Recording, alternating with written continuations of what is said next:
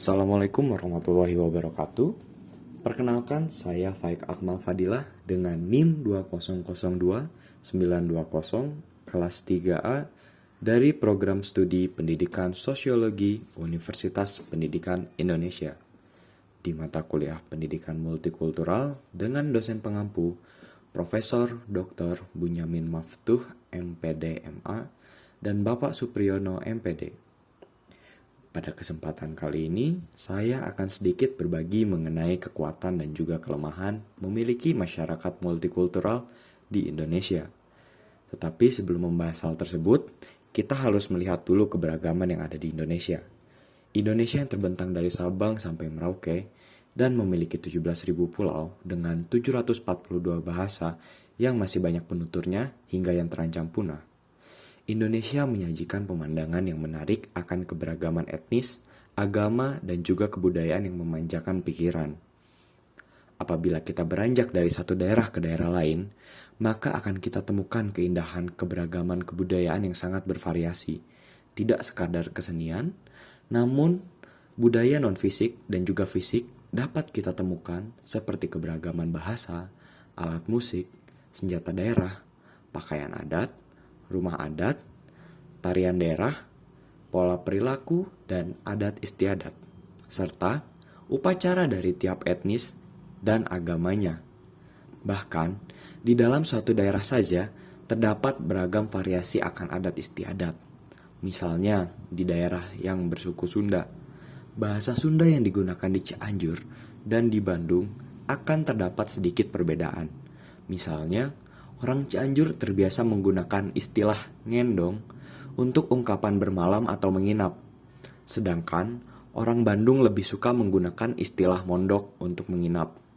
Selain itu, orang Cianjur juga punya kebiasaan yang disebut dengan papajar apabila telah dekat dengan bulan Ramadan. Sedangkan orang di daerah Sunda lainnya tidak begitu familiar dengan istilah papajar itu sendiri. Hal ini menunjukkan bahwa di satu suku saja terdapat berbagai variasi budaya yang berbeda. Bila kita lihat dari yang saya sampaikan tadi, tentunya hal itu menunjukkan selain Indonesia yang memiliki kekayaan alam yang berlimpah, kita juga dianugerahi dengan berbagai macam variasi budaya yang menjadi sebuah kekuatan dan kekayaan untuk bangsa kita. Indonesia memiliki 742 bahasa dan dialek yang terdiri atas suku bangsa dan sub-suku bangsa yang berjumlah 478 suku bangsa. Kebudayaan menunjukkan identitas dan jati diri dari suatu bangsa.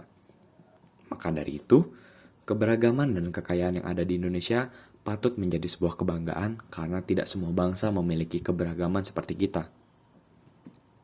Kita juga menjadi bangsa yang dijunjung oleh dunia internasional karena keberagamannya.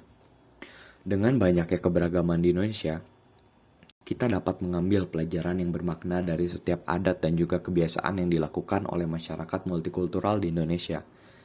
Kita jadi bisa lebih menghormati dan juga menghargai satu sama lain karena terbiasa hidup berdampingan satu sama lain. Selain itu juga, Indonesia menduduki negara ketiga yang masyarakatnya paling bilingual atau bisa multibahasa karena kita terbiasa hidup berdampingan dengan orang dari etnis lain. Tetapi tidak dapat dimungkiri karena keberagaman itu ibarat api di dalam sekam yang sewaktu-waktu dapat terbakar. Karena memang masyarakat homogen yang jumlah penduduknya sedikitlah yang lebih mudah untuk disatukan. Sedangkan Indonesia sendiri terdiri dari 200 juta rakyat yang di dalamnya terdiri dari berbagai etnis dan agama sehingga berpotensi untuk timbulnya konflik apabila sewaktu-waktu dipantik. Kita dapat melihat bahwa belakangan ini juga banyak sekali konflik yang didasari atas konflik etnis dan juga agama. Keberagaman ini dapat menimbulkan kesalahpahaman karena belum tentu satu penduduk dengan penduduk lainnya itu saling memahami. Misalnya saja, ada orang yang beranggapan bahwa orang dari suku A itu kasar karena cara bicaranya yang keras. Sehingga terjadi konflik karena tidak terima dengan perilaku orang tersebut.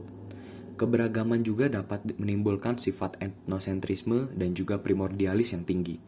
Maka dari itu, kita selaku warga negara Indonesia yang menjunjung tinggi persatuan, sudah semestinya selalu menjaga persatuan dan kesatuan bangsa. Kita sudah dipersatukan melalui Ikrar Sumpah Pemuda yang kemudian disatukan kembali oleh Pancasila, Undang-Undang Dasar 1945, dan juga bahasa Indonesia. Maka dari itu, marilah kita selalu menjaga persatuan kita agar eksistensi negara ini dapat terus bertahan dan kita dapat wariskan kekayaan ini kepada anak cucu kita. Sekian, terima kasih. Wassalamualaikum warahmatullahi wabarakatuh.